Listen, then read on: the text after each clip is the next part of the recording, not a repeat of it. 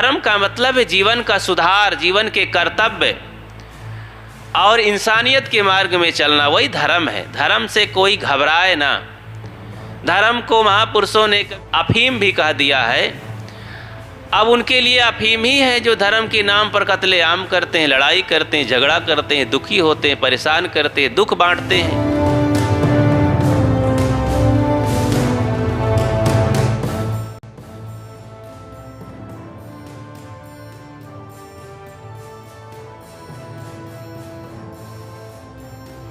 आप सबके बीच में थोड़ी सी चर्चा। मनुष्य विषयों में रमता हुआ, उसी में जूझता हुआ मतवाला रहता है।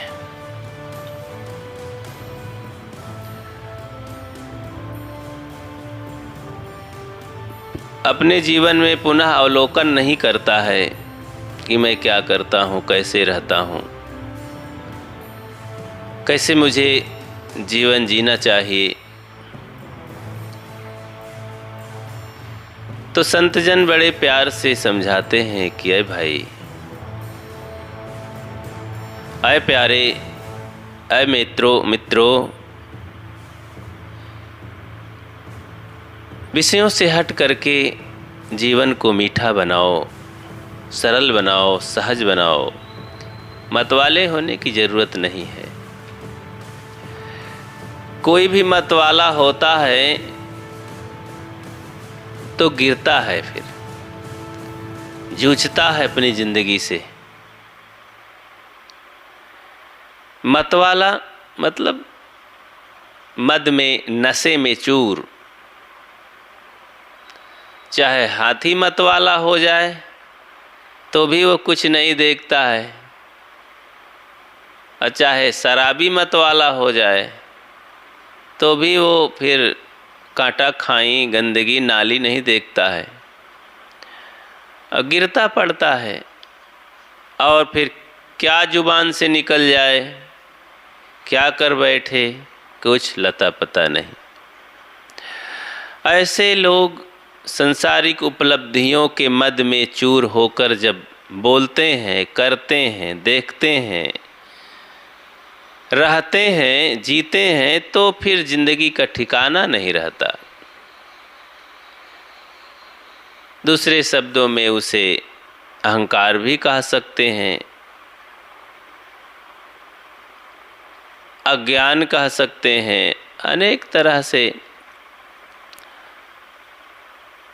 तो भूला हुआ, भटका हुआ आदमी दुखों के घेरे में रहता है हर समय, और दुख ही दुख बनाता है। हम यहाँ आए हैं, जीवन पाए हैं अपने बंधनों को तोड़ने के लिए, अपने जीवन की सफाई करने के लिए, शुद्ध करने के लिए, पवित्र करने के लिए। लेकिन यहाँ गंदगी बटोरने लगते हैं। ये पता ही नहीं होता है कि हम विषयों की लादी लाद करके फिर भार से दबते चले जाएंगे और बंधनों से ग्रसित होकर के फिर इंसान नहीं रह जाएंगे। और इंसान नहीं रह जाएंगे तो फिर क्या रहेंगे? शैतान ही कह सकते हैं। जो इंसान होता है वही भगवान होता है। संकल्प हो हमारा इंसान हम बनेंगे, इंसान बन गए तो भगवान भी बनेंगे। एक अच्छा विचार का साधक व्यक्ति, जिज्ञासु, यही कामना रखता है कि हे गुरुदेव, हे प्रभु, मेरा ये जीवन इंसानियत का हो, बस मैं यही चाहता हूँ। फरिश्ते से बेहतर है इंसान बनना, लेकिन इसमें पड़ती है मेहनत ज़्यादा। इंसान बनने में मेहनत ज़रूर है। कोई देवता बनना, फरिश्ता बनना और कुछ पद से विभूषित हो जाना अलग चीज़ है। उसमें मेहनत ज़्यादा नहीं है जितना कि इंसान बनने में है। इस मानव तन की पूर्णता इंसानियत में ही है।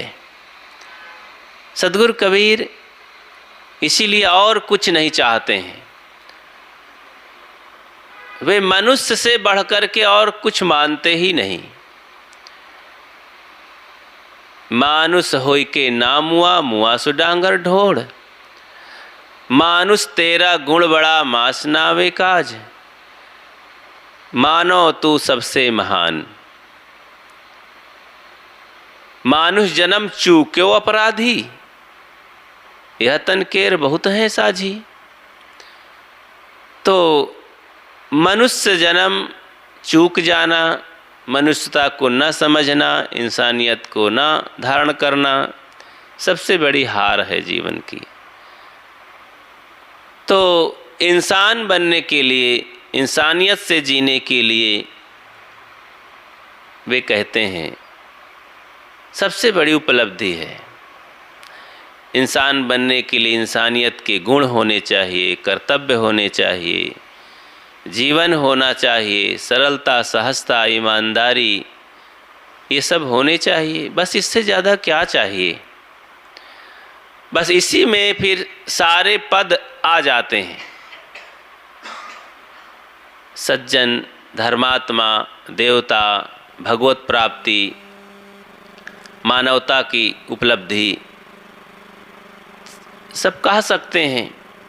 इंसानियत नहीं है, मानवता नहीं, जीवन में सद्गुण नहीं है, सील नहीं है तो क्या है।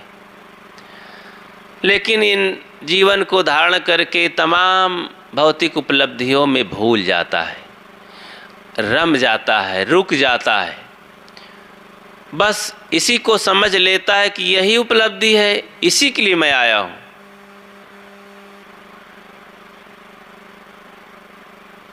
तो हमें इन सब में रुकना नहीं है। ये दुखदाई शरीर में अटक गए हैं, ये ठीक नहीं है। इसी में भटक रहे हैं, ये तरीका नहीं है। ऐ भाई, ऐ मेरे प्यारे लोगों, ये दुख का मार्ग छोड़ करके सुख के मार्ग में आओ, सही मार्ग में, सच्चे मार्ग में आओ, तो देखेंगे कि जीवन का क्या आनंद है। उस सच्चाई के मार्ग में न कोई घबराहट है, न कोई भय है, न कोई चिंता है, निश्चिंत जीवन। दुख होते हुए, शारीरिक तमाम समस्याएं होते हुए, लोगों से भय होते हुए भी निश्चिंत जीवन रहता है। अपनी ईमानदारी की मस्ती होती है, अपनी इंसानियत की मस्ती होती है, अपनी उपलब्धि की मस्ती होती है। फिर वो भीतर से आह्लादित होता है। बाहर से लोगों का भय, वो मानता है कि मेरे सद्गुण इन प्रपंचों में, इन लोगों में, ये जीवन के तरीके में कहीं कम ना हो जाए, कहीं घट ना जाए। ये मेरी भीतरी मस्ती बनी रहे बस, और मैं कुछ नहीं चाहता हूँ। बाहर की उपलब्धि थोथी है, बाहर से मुझे कोई सम्मान न करे कोई बात नहीं, न करे उसकी समझ है, दुनिया वालों की समझ है।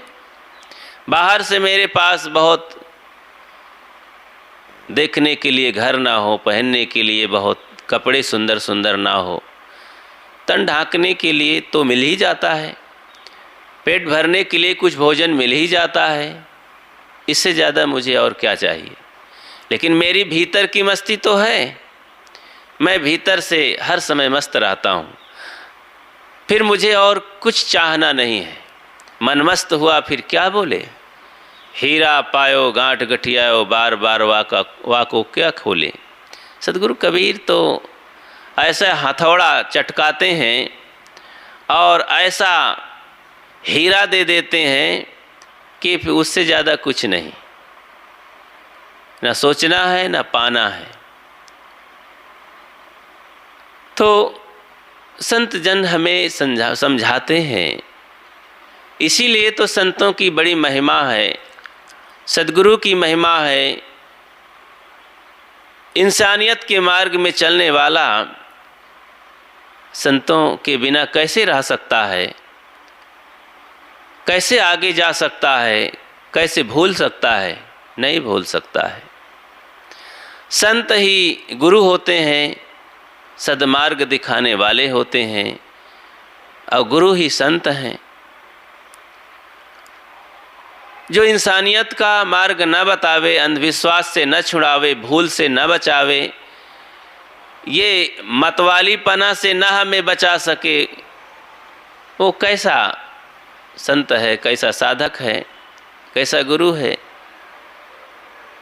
तो कम से कम हमें तो बताए और अपना उस तरह का जीवन जिए।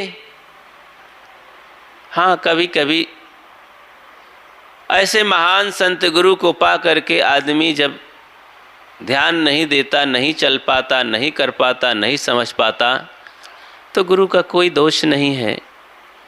गुरु बेचारा क्या करे, शिष्य में है दोष। तो अब वो बांस की पोंगे की तरह है, एक तरफ से सुनता है, एक तरफ से निकाल देता है। कुछ उसके पास विचार शक्ति, मनन शक्ति, स्मरण शक्ति है ही नहीं, तो क्या कर पाएगा फिर? अब इतना कमज़ोर आदमी को कैसे समझाया जाए? कोयला होए न उजरा, चाहे 100 मन साबुन लाए। मूर्ख से क्या बोलिए, 600 काह बसाए। सब महापुरुषों की वाणी है। कभी कभी होता है कि ऐसे मूर्ख लोगों से पाला पड़ जाता है कि कुछ समझ में नहीं आता है, उनको कौन सी बात बताएं तो समझें, तो हटना पड़ता है, चुप रह जाना पड़ता है। उनके सामने बकबक करना फिर पागलपन लगता है, कोई मतलब नहीं। पाहन में क्या मारिए जो चोखा तीर न साए। अब पत्थर में चोट मारने से क्या होगा? अपनी धार ही खराब होगी। बढ़िया तीर है, मारेंगे पत्थर में तो कोई चोट पत्थर को लगेगी नहीं। ऐसे ये अमोघ ज्ञान, विचार, कल्याणकारी, विचार युक्त, विवेक युक्त बातें अब घोर अज्ञान में फंसे विषयी लंपट के सामने कहेंगे, उसे कुछ लता पता ही नहीं,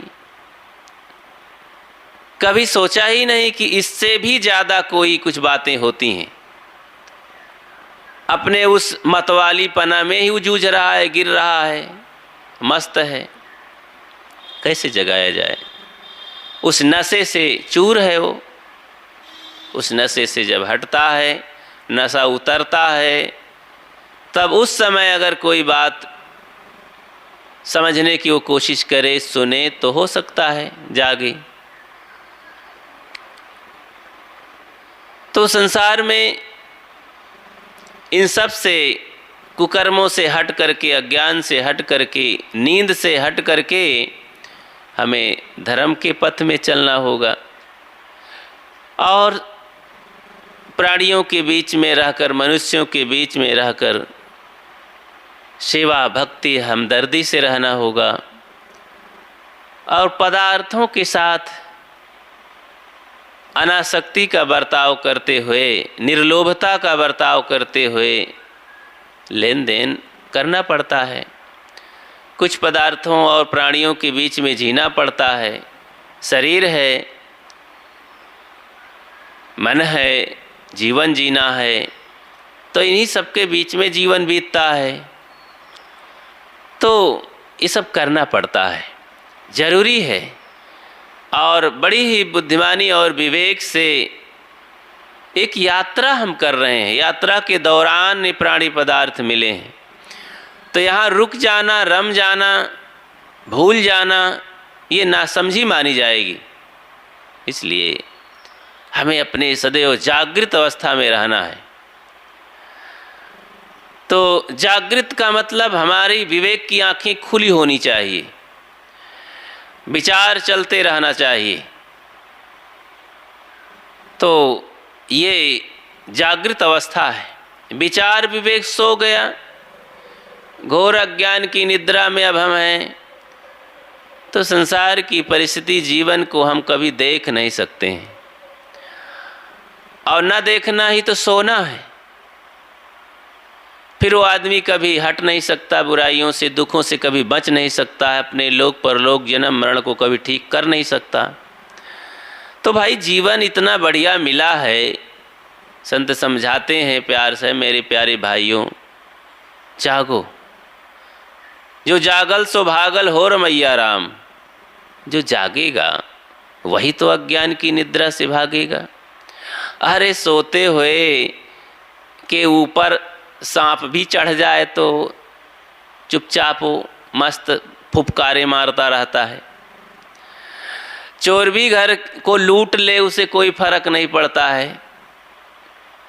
वो तो जागृत अवस्था में भागने की कोशिश करता है, खदेड़ने की कोशिश करता है, कहीं से भागता है तो कहीं से डटता है, संघर्ष करता है। तो हम जब जागते रहेंगे, विचार और विवेक में रहेंगे, तो बुराइयों से भागेंगे और सत्संग विचार विवेक में हम आगे बढ़ेंगे, सद्गुणों की कमाई करेंगे। तो सद्गुण ही तो हमारे साथी, सच्चे साथी होंगे, जीवन के रक्षक होंगे, वही तो हमारे भगवत स्वरूप होंगे और वही तो हमारे गुरु बनकर के रक्षा करते रहेंगे, समझाते रहेंगे। विवेक और विचार ये दो हमारे ऐसे सिपाही हैं कि सदैव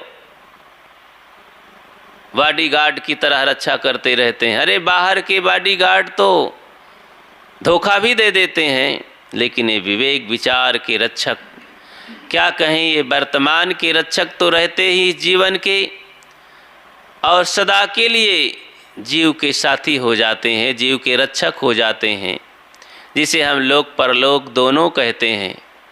सब समय वो रक्षक होते हैं। इसीलिए ऐसे दोनों प्यारे सिपाहियों को, बहादुर सिपाहियों को साथ रखना ही आवश्यक है। इन दोनों से लोग शत्रुता कर लेते हैं, बाहर के तमाम मित्रों से मित्रता करते हैं।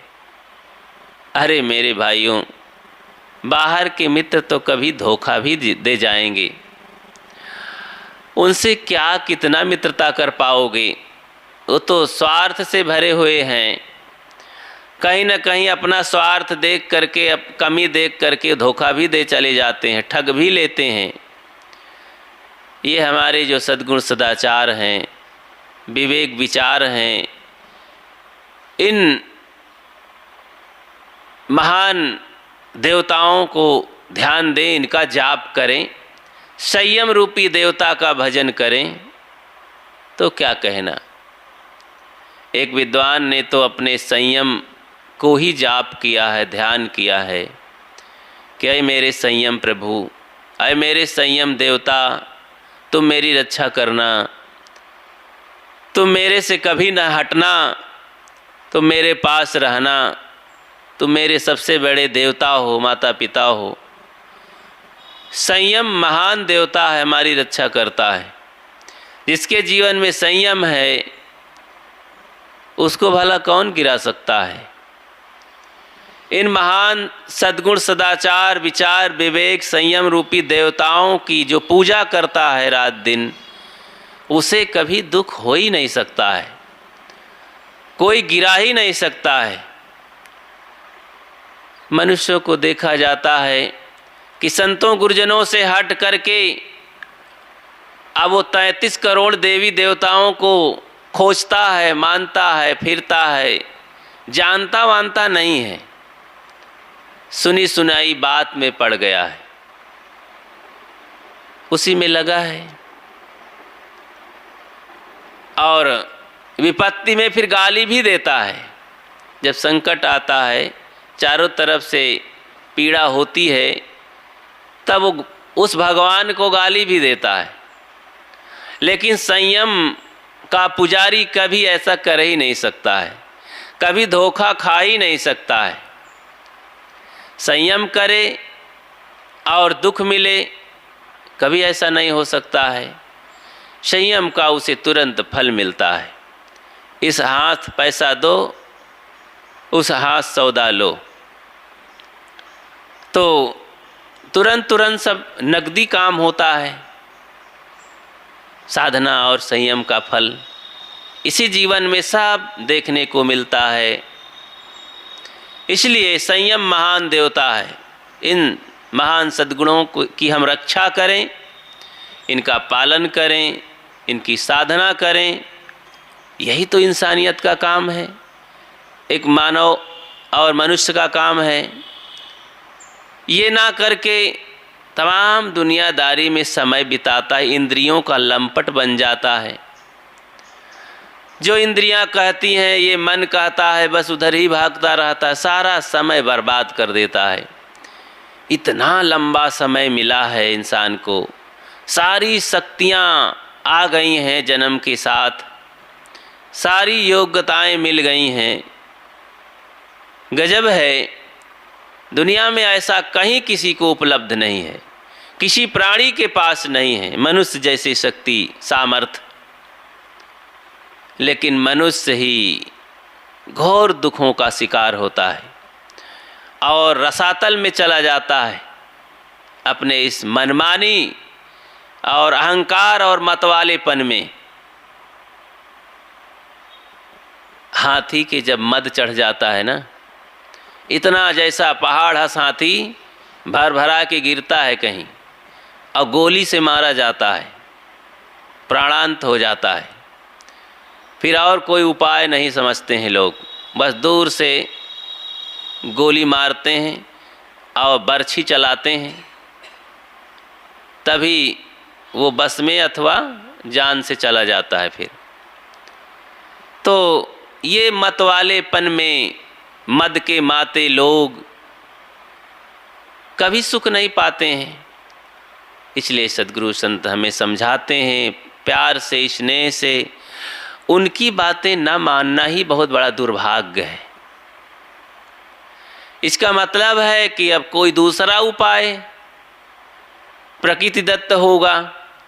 इसीलिए तो ज्ञानी पुरुष कहते हैं कि प्यार से जो नहीं मानता, फिर वो बड़े बड़े हथियार से कूटा पीटा मारा जाता है। उससे भी जब नहीं मानता, नहीं सुधरता, नहीं काबू में आता, तब प्रकृति उसे मौत के घाट उतार देती है और फिर पशु पक्षी कृमि कीट आदि खानी में फेंक देती है।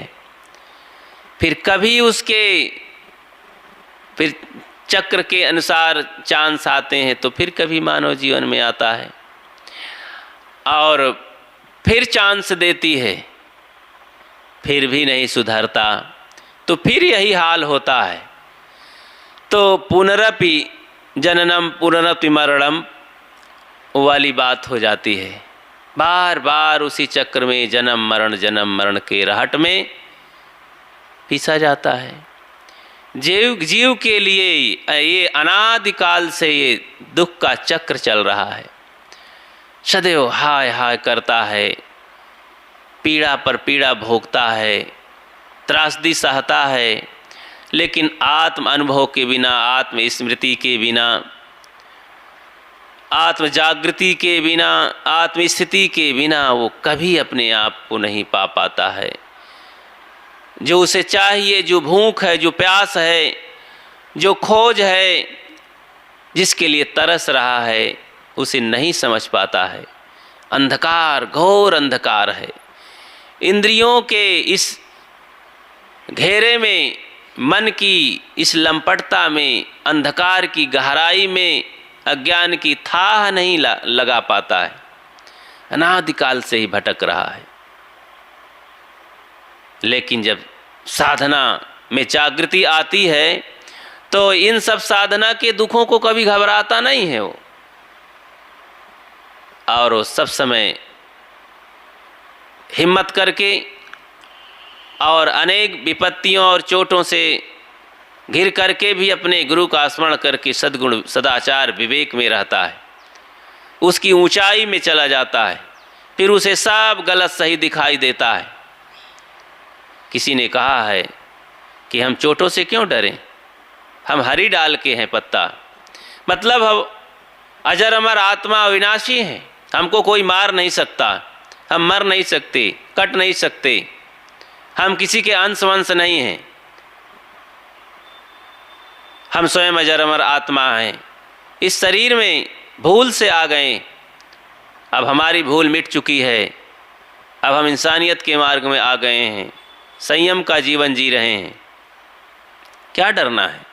हम हरी डाल के पत्ता हैं, पतझारन से घबराई का, ई चला चली की दुनिया में झंझा से मुंह लुकवाई का। आंधी आई, पानी आई, तबली आई, बसली आई, कुल्हरी आई, अपनी अपनी चोट करिन, जो लाभ चहिन सो काट लिहिन, अपनी सोखे पूरी कीहिन, हमरे अनगिनित घाव देहिन, जब घावन से देही भर गए तो घाव देख अकुलाई का। ये चला चली की दुनिया में झंझा से मुंह लुकवाई का, हम हरी डाल के पत्ता हैं, पतझारन से घबराई का। गुरुवर अभिलाष देव कहते हैं, कांटों से संकुल हो पथ मेरे जीवन का, प्रतिकूल परिस्थिति में ही मल धुलता है जीवन का।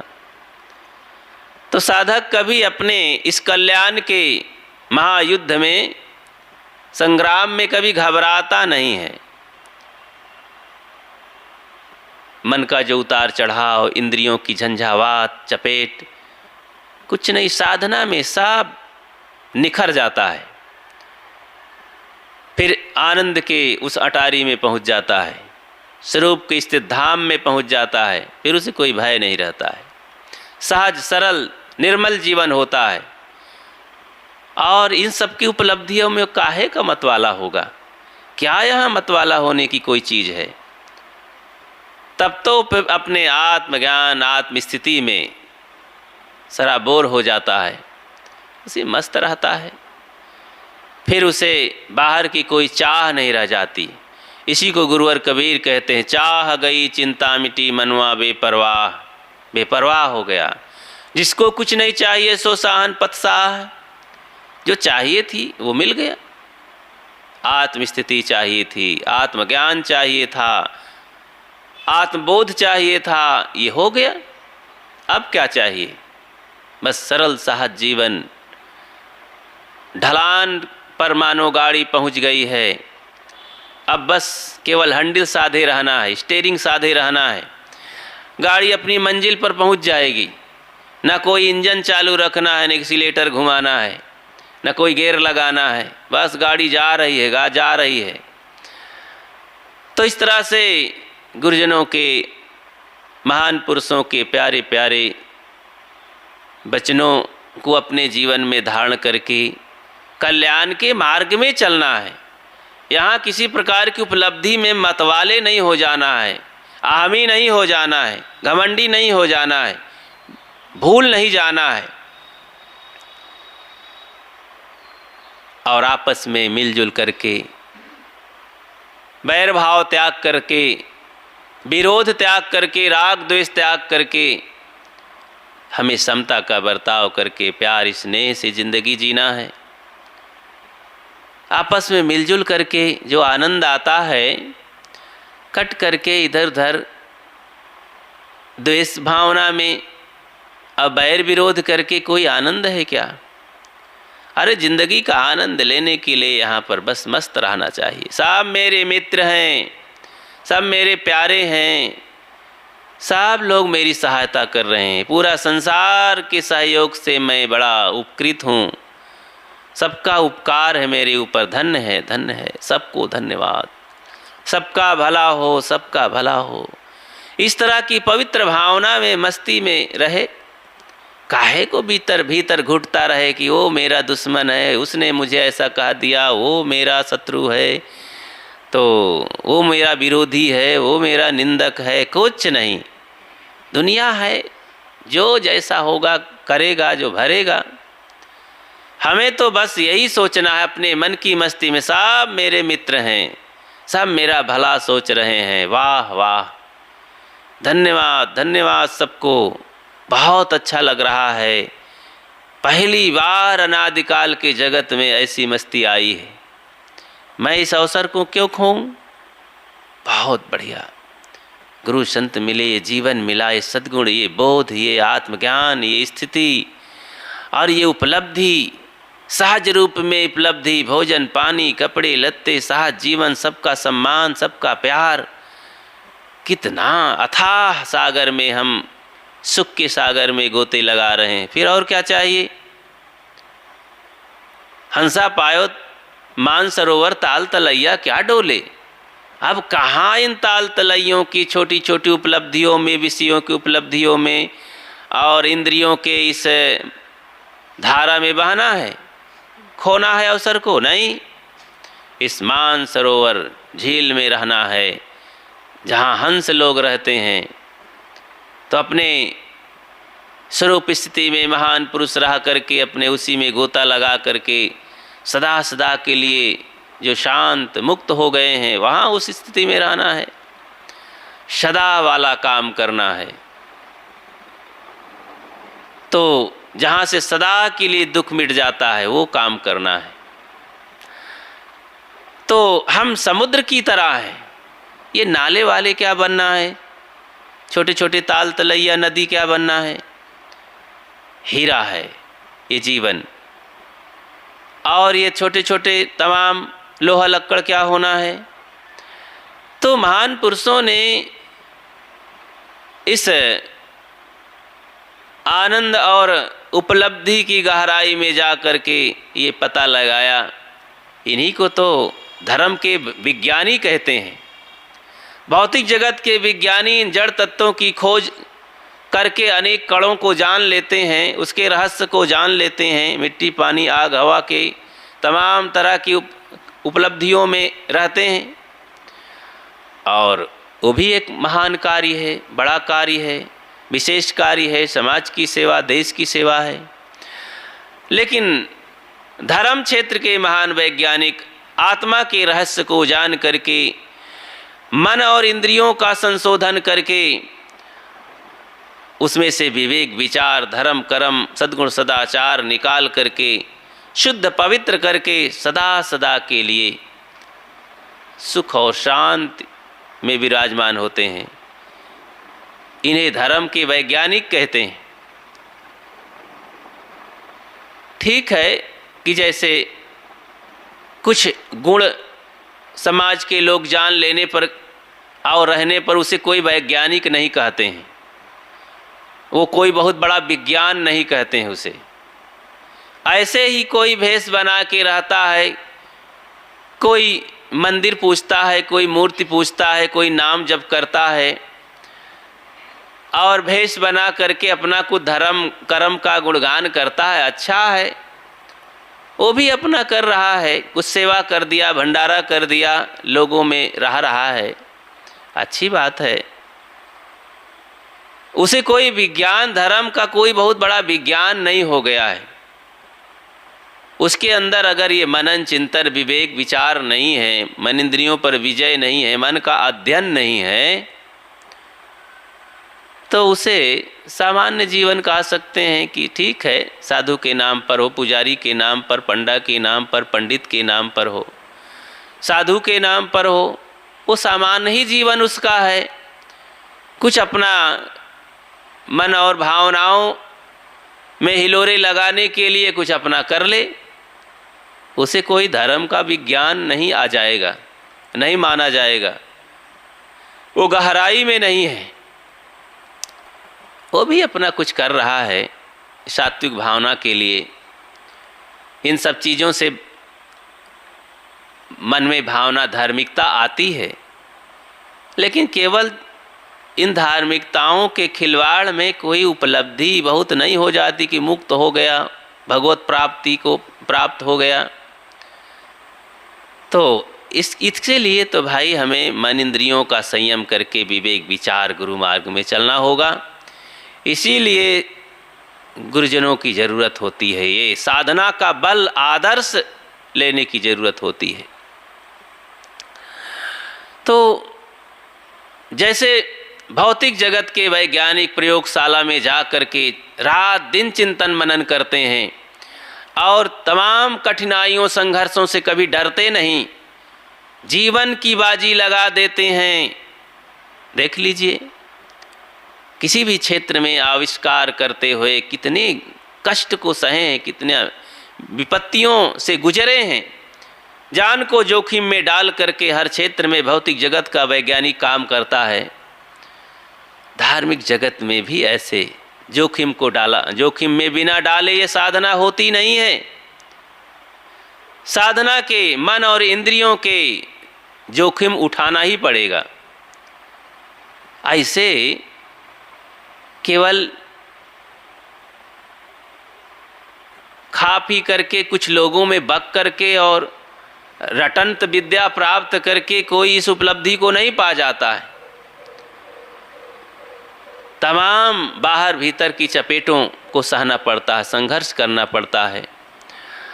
और जो डरता है वो मर जाता है, वो क्या पाएगा। और जो निर्भय होकर के विवेक मार्ग में चलता है, अपनी सच्चाई को मानता जानता है, साधना करके अपने आप तक पहुंचने की कोशिश करता है, वही तो विजय को प्राप्त करता है। आत्म विजय, मन इंद्रियों पर विजय, तो ये असली विजय है। बाहर का विजय भी ठीक है, लेकिन बाहर का विजय प्राप्त करके भी अंतिम में हार जाता है। फिर वही संसार में जन्मा, फिर ये हाड़ चाम की देह मिली, फिर वही मन इंद्रियों का गुलामी करना आरंभ किया। ये हार ही तो है। ये कौन बड़ी उपलब्धि है। दुनिया की महान से महान विद्या को पढ़ करके और मरा, लेकिन मन इंद्रियों का सुधार नहीं किया तो फिर उसी पशु खाने में चला गया, फिर उसी तरह के गलत मार्ग में, नीचे के मार्ग में चला गया। इसी को तो कहते हैं बड़े आलिम व फाजिल हैं मगर विषयों के बस होकर, उसी रास्ते निकले जिधर नादान घिसता है। बड़े आलिम फाजिल हैं लेकिन उसी रास्ते में घस रहे हैं जिधर एक नादान अपनी मूर्खता में लिप्त है। उसी मार्ग में हम भी, अरे आज भी देखो मोटे मिसाल से अनपढ़ गंवार लंठ अज्ञानी और तमाम तरह की मूढ़ता में फंसा हुआ शराब पीता है, बीड़ी खाता है, गांजा पीता है, गाली देता है, पर स्त्री गमन करता है और भी तमाम म्लेच्छ काम करता है, गंदा काम करता है, गाली बकता है, तमाम तरह के कुकर्म में लगा है, तो माना जाता है बड़ा अज्ञानी है, बड़ा मूर्ख है। लेकिन एक पढ़ा लिखा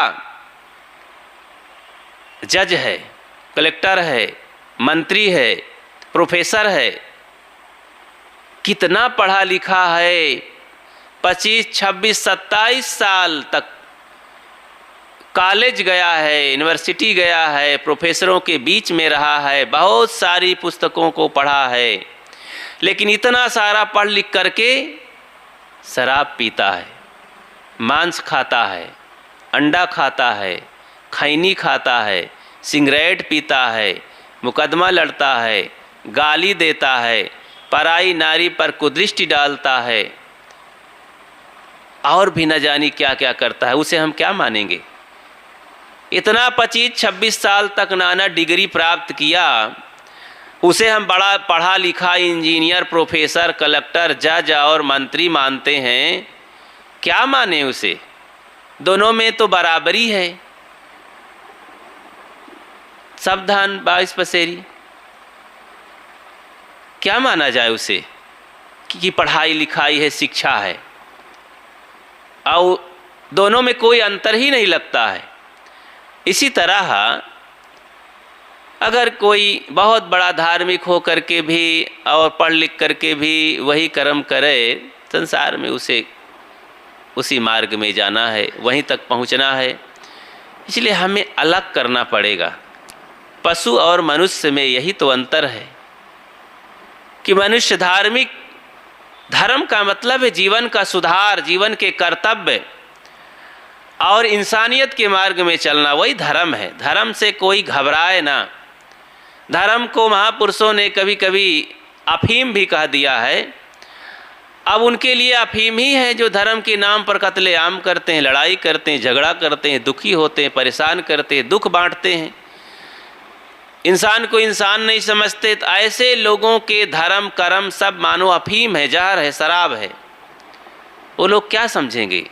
धर्म जीवन का सुधार है, जीवन की पवित्रता है, इंसान की सेवा है और अपने आप को जानना है।